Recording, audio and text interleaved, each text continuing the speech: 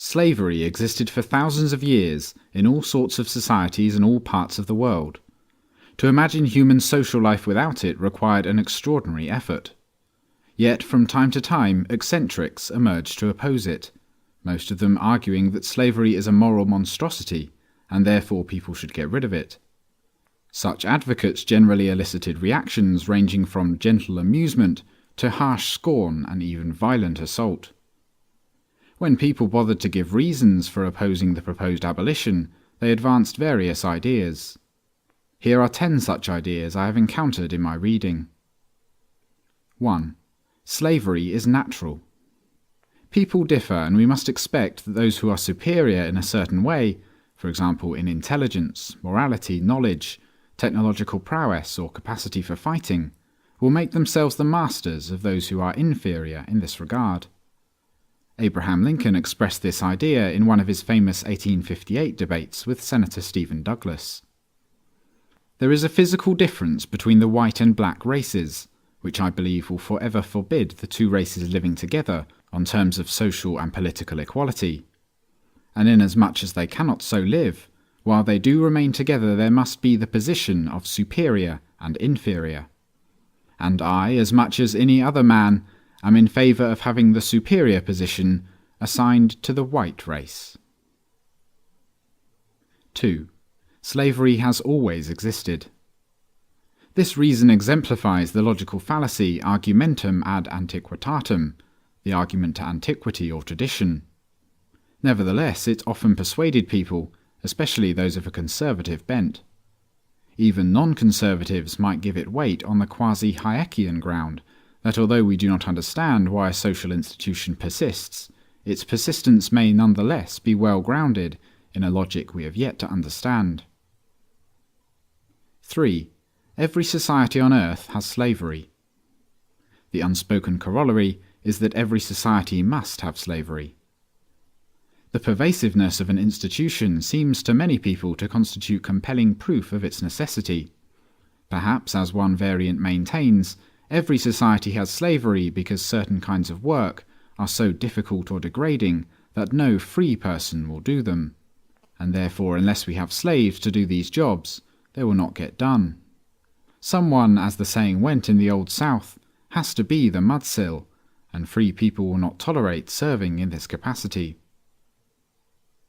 4. The slaves are not capable of taking care of themselves.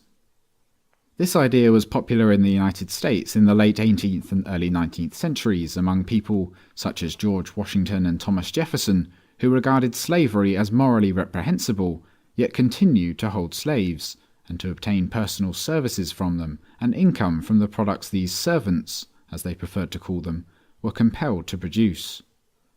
It would be cruel to set free people who would then, at best, fall into destitution and suffering.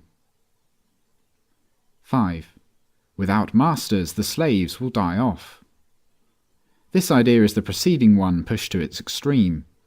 Even after slavery was abolished in the United States in 1865, many people continued to voice this idea.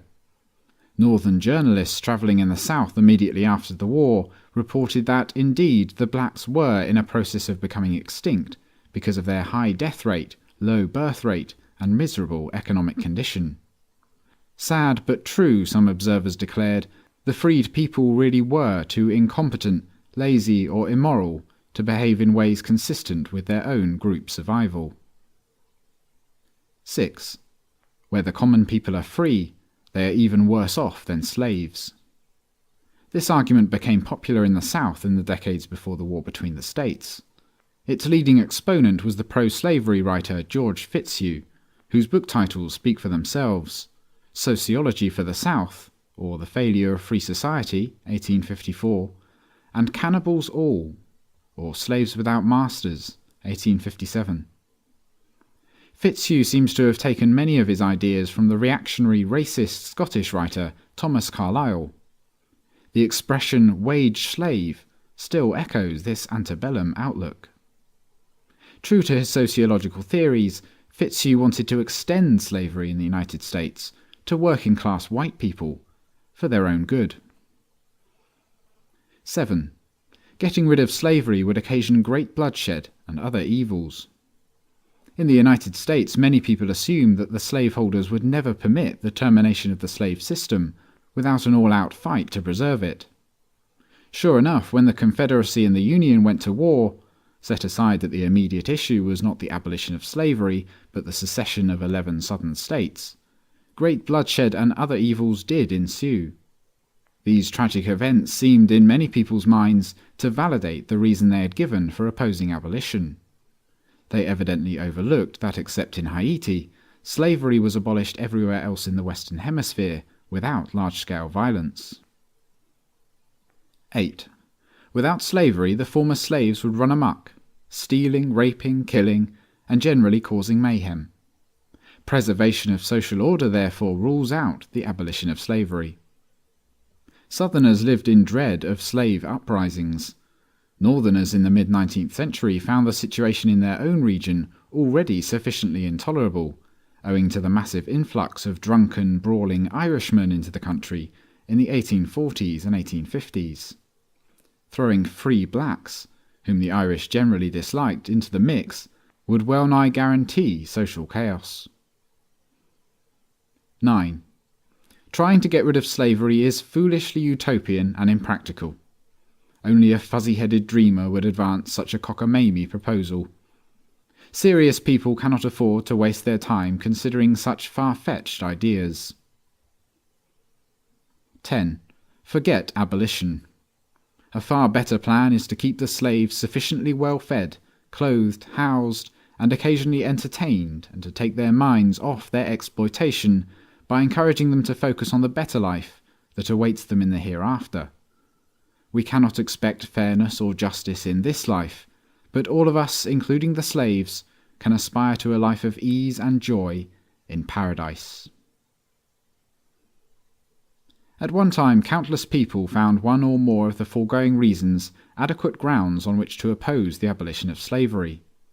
Yet, in retrospect, these reasons seem shabby, more rationalizations than reasons. Today, these reasons, or very similar ones, are used by opponents of a different form of abolitionism, the proposal that government as we know it, monopolistic, individually non-consensual rule by an armed group that demands obedience and payment of taxes, be abolished. I leave it as an exercise for the reader to decide whether the foregoing reasons are more compelling in this regard than they were in regard to the proposed abolition of slavery.